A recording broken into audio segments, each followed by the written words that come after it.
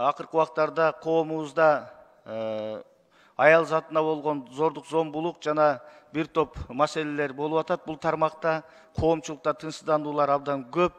Мен кече ички иштер министри Улан Ниязбековго дагы айттым. Ушул терс көрүнүштөрдү жоюу максатында биз чоң зарыл иш-чараларды алып барышыбыз керек. Бардык коомдук жайларга видео көзөмөлдөрдү орнотууну күчөтүш керек.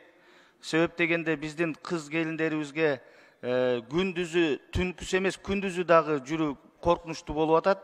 Бул жаатта албетте милиция иштеп атат. Мына тилекке каршы 3 ымыркайды энелери төрөп таштап кетип, бирок ошонун 3-өүн тең табышты. Бул абдан кейиштүү жагдай. Ушул жаатта өкмөт зарыл чараларды көрүш керек. Милиция ишти күчөтүлгөн тартипте алып барбаса, бул чоң коркунуч коомдо.